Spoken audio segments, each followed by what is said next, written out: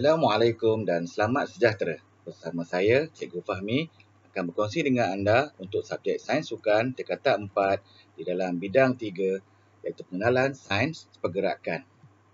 Pada kali ini akan dibincangkan unit 3.4 iaitu asas kinetik gerakan, di mana pada akhir unit ini murid dapat mentakrif kinetik dalam pergerakan, menjelaskan daya dan torque dalam pergerakan, mengenal pasti komponen tuas dan kelas tuas dalam sistem rangka manusia, dan akhir sekali dapat menerangkan kelebihan dan kekurangan mekanikal pada sistem tuas dalam aksi sukan.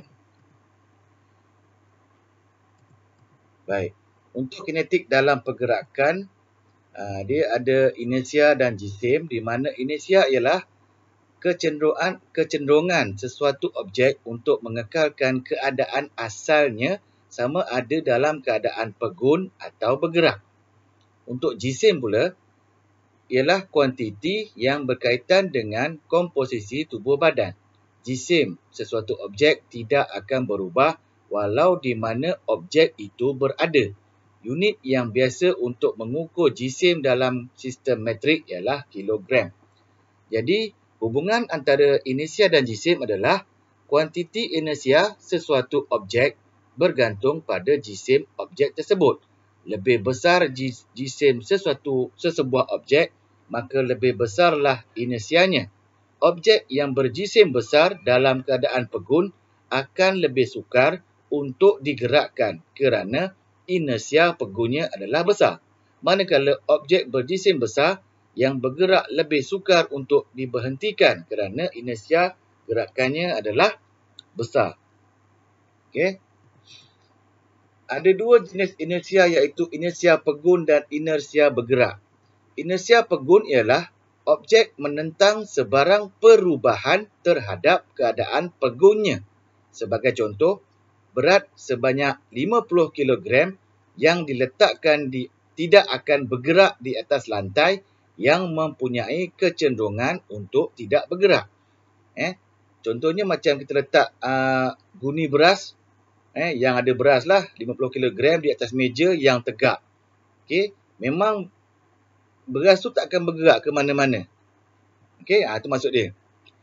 Inersia bergerak pula adalah kecenderungan objek yang bergerak menentang daya yang cuba menukar hala laju atau arah gerakannya. Contoh, peluncur ais yang akan meluncur di atas permukaan ais yang licin yang mempunyai kecenderungan untuk terus meluncur. Okey. Daya pula, daya dapat mengubah keadaan pegun atau keadaan gerakan dengan hal laju seragam sesuatu objek.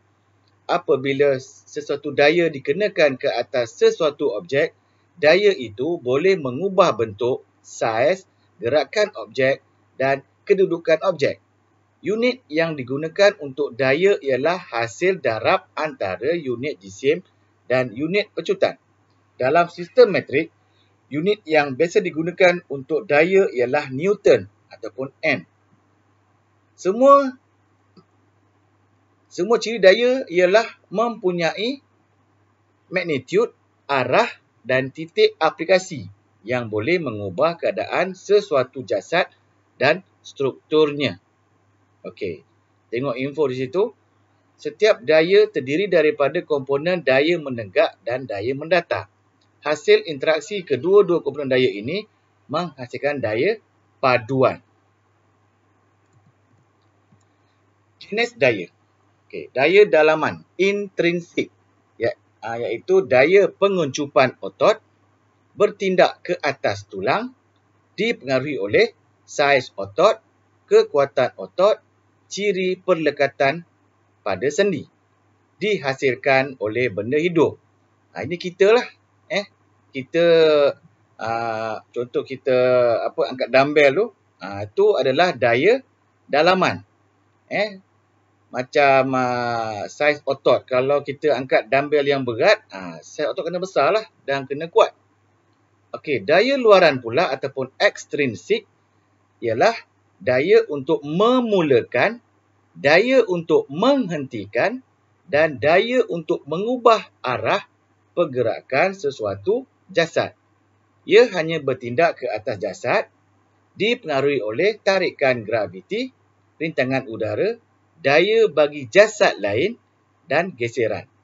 Dihasilkan oleh pergerakan semua benda hidup dan bukan hidup. Ini daya luaran lah. Nanti kita tengok apa dia. Contoh perkaitan antara daya dalaman dan daya luaran adalah apabila seorang pemain rugby menggunakan daya dalaman untuk menggerakkan badannya sendiri dan melakukan tackle bagi menyekat pergerakan pihak lawan dengan mengaplikasikan daya luaran. Contoh yang paling baiklah kalau kita nak tahu kaitan. Okey, tindakan daya terhadap sistem mekanikal jasad. Hasil sesuatu lakuan ditentukan oleh tindakan daya terhadap jasad yang menghasilkan pergerakan. Penjanaan daya dalam sesuatu pergerakan dipengaruhi oleh beberapa faktor. Okey. Ada 4 di situ. Yang pertama adalah magnitude, di mana saiz atau kuantiti daya yang dikenakan berkadar terus dengan magnitude daya otot. Contohnya adalah renang dan bersenam. Titik aplikasi. Lokasi aplikasi daya pada pusat graviti jasad. Pergerakan sudut dikatakan berlaku jika jasad bergerak menuju titik aplikasi dan tidak selari dengan pusat graviti. Contohnya bola sepak. Okay, yang ketiga adalah arah. Arah aplikasi daya ke atas jasad. Jasad bergerak ke depan, ke belakang, ke atas, ke bawah dan bersudut tepat dengan permukaan. Contoh larian 100 meter. Garisan tindakan. Dikenali sebagai garis daya, garis lurus yang terhasil melalui titik aplikasi serta arah tindakan daya ke atas jasad. Digunakan untuk menentukan pencapaian keseimbangan dinamik. Contohnya adalah lompat jauh. Torque pula adalah merupakan kesan daripada daya yang dikenakan. Kesan daya tersebut berlaku pada paksi yang berserenjang dengan daya yang dikenakan melalui lengan daya. Okey, tengok rajah torque di situ. Paksi di sini. Daya yang dikenakan ni adalah lengan daya. Kalau daya ni kat sini, maknanya ni je lah dia punya lengan daya. Tapi dalam gambar ni, di sini daya yang dikenakan, lengan di sini. Paksi ni maknanya sini tak gerak lah. Contoh kita angkat kita sorong yang di kebun tu, ni di kawasan tayar. Okey, daya ni tangan yang kita angkat di handle tu, ni tengah-tengah ni dia punya beban. Jumlah torque yang dijanakan dipengaruhi oleh magnitude daya, panjang lengan daya dan sudut daya. Maknanya jumlah torque yang dikenakan, inilah daya ni, okey, dia punya sudut angkatan daya dan panjang lengan daya. Info lengan daya dirujuk sebagai lengan elemen atau lengan tuas. Okay, kalau nak tahu apa lebih lanjut tentang torque, boleh type kata kunci torque di Google. Dalam pergerakan. Dalam pergerakan, torque terhasil dalam pergerakan bersudut. Hasil daripada ketegangan otot dan lengan daya menyebabkan torque terhasil di sendi yang mengakibatkan pergerakan. 1. Perubahan torque berlaku apabila jarak bersudut tepat antara pusat sendi dengan garis tindakan aksi otot. 2. Torque berubah-ubah jika sudut sendi juga berubah. 3. Torque mencapai maksimum apabila sudut menjadi 90 darjah. Okey, info. Penghasilan torque turut dipengaruhi oleh beberapa perkara, iaitu berat segmen tubuh, gerakan segmen tubuh dan aksi gaya eksternal. Ni dia. Okey, kita tengok rajah ini, iaitu tentang pergerakan torque dengan magnitude arah jam. Okey, ni paksi. Ni otot hamstring bersudut tepat dengan paksi lutut. Okey, ni tegak ni. Ni lutut. Okey, tegak. So 90 darjah di sini Okey, ni alat berat lah. Flexometer Okey, beban. Beban ke bawah. Tork dengan magnitud arah jam. Ni tork.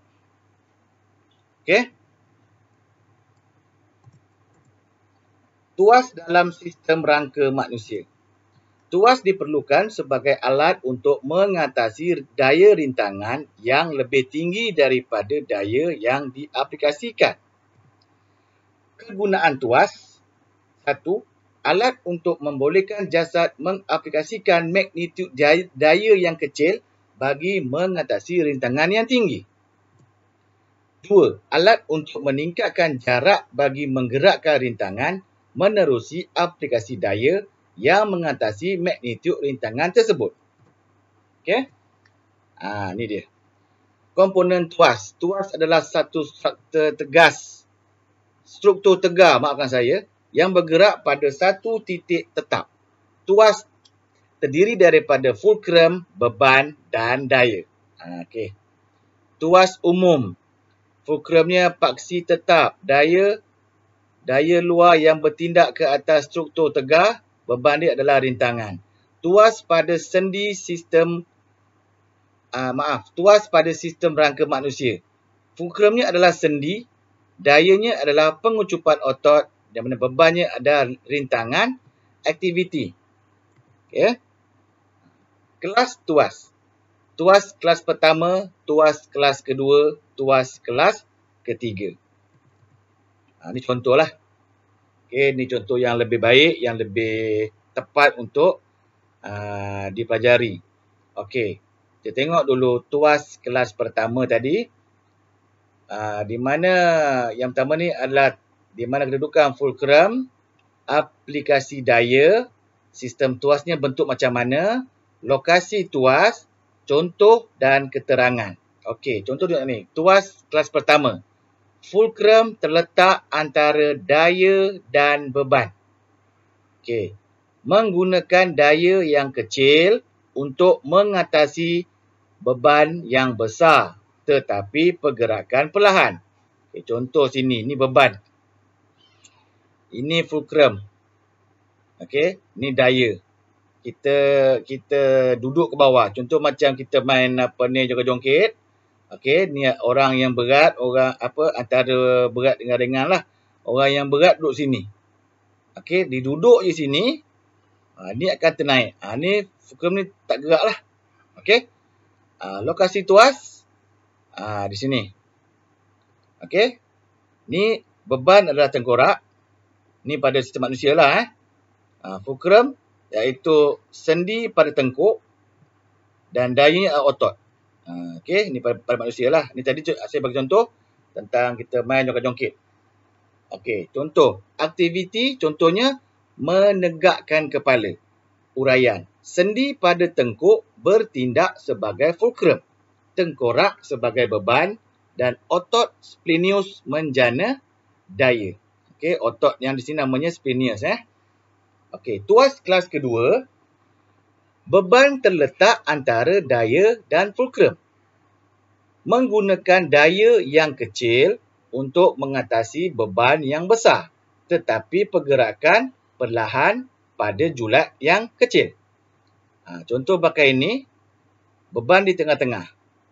Okey, fulcrum. Ni contoh kita angkat kereta sorong yang di kebun tu. Di mana depan ni adalah tayar dia.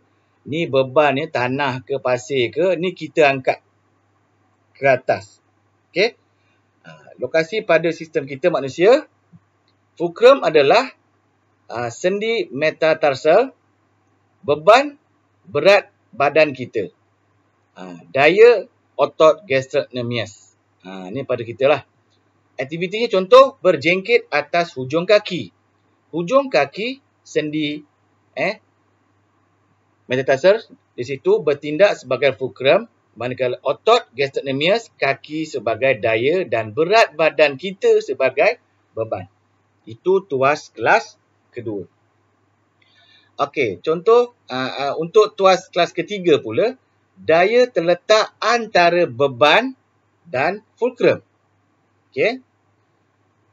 Menggunakan daya yang lebih besar tetapi pergerakan pantas. Okey. Contoh di sini. Okey, ni tak bergerak di sini. Daya kita angkat di sini.